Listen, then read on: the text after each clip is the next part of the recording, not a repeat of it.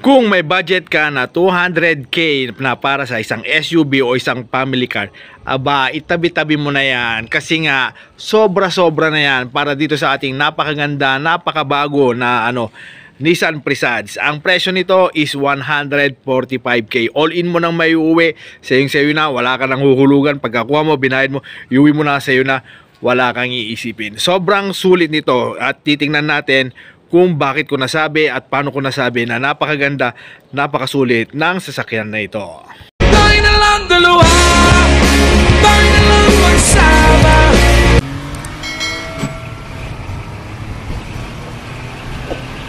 And yo, what's up mga kapepto? Good morning, good afternoon, good evening. Anong oras nyo ka napapanood? Isang mapagpalang araw sa ating lahat. On today's vlog, eto na ang napakagandang 145k. Meron ka ng family car.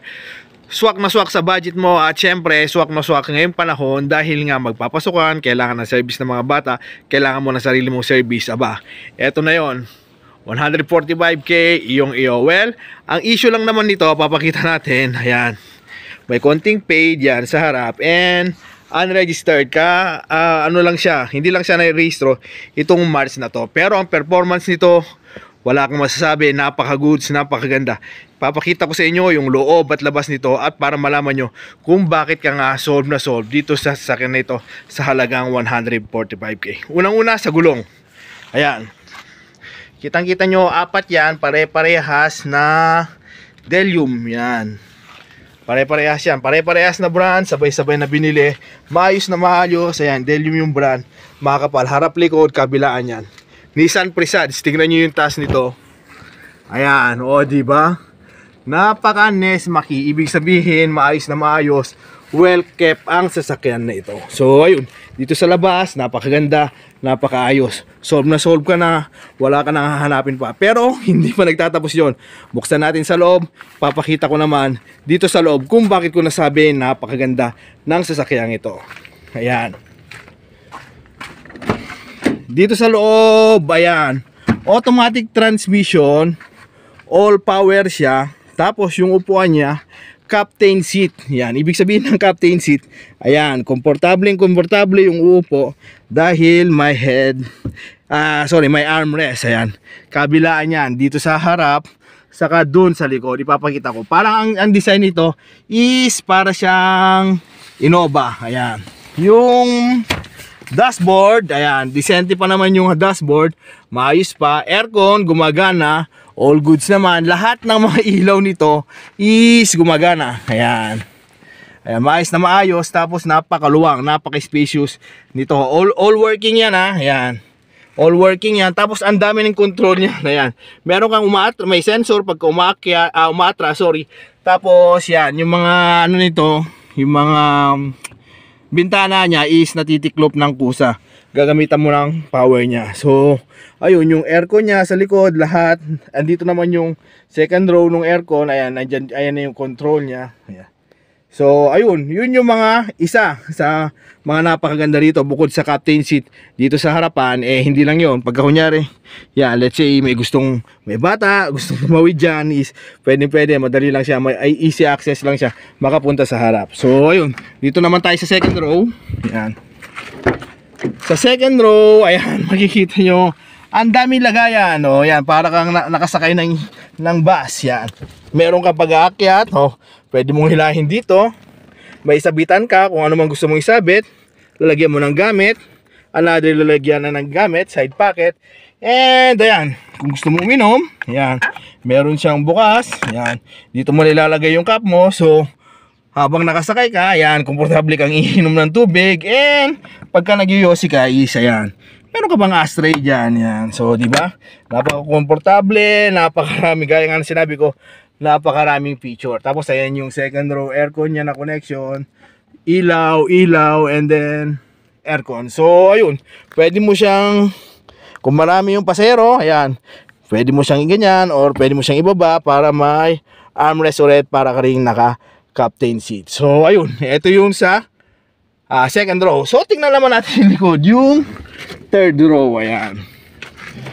Kung ikaw busog na ka na ron, aba, eto pa, lalo pa kitang bubusugin. Okay. Tapos tingnan nyo, ayan, may yung third light, working yan, all working lahat to, ayan. Ayan, so ayun. Dito sa third row, ayan. Ano pa nga ba yung hilingin mo? Another captain seat. Ayan. Captain seat na naman siya. Tapos, ang kagandahan nito, pagka kunwari, ayan, kung medyo VIP yung sumakay dito, walang problema. Pwede mo siyang, ayan, i-fold pa doon, papunta ron. Pagka ginanon mo, magkakaroon na siya ng parang table. Nagiging table yan. Lalagyan niya ng drinks kung gusto niyang kumain. Kung talagang VIP nga, nandito sa likod yung pasahero mo, ayan. Titiklop niya lang yan, magiging parang VIP na siya, all goods na. Try natin itiklop yan. So, ayun, para makita nyo yung ganda niya. Ayan. Tignan natin.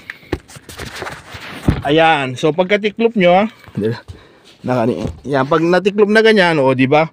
Meron na siyang lalagayan ng mga sauce dyan, ng tubig. So, okay na siya, komportable na siya.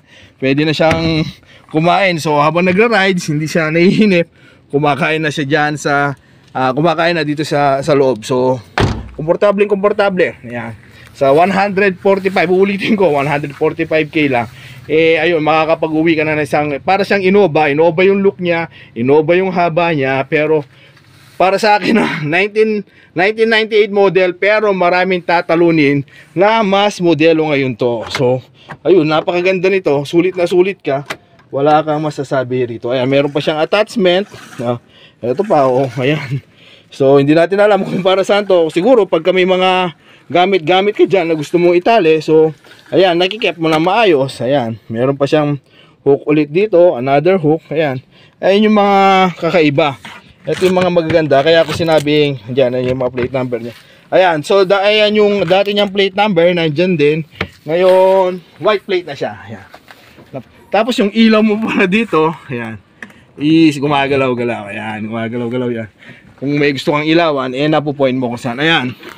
So, ayan, bago na yung ano niya, yung plate number niya. So, ayun, kung hanggang ngayon nanonood ka, baka naman, pwede mo namang i-share o kaya sabihin mo kung taga saan ka.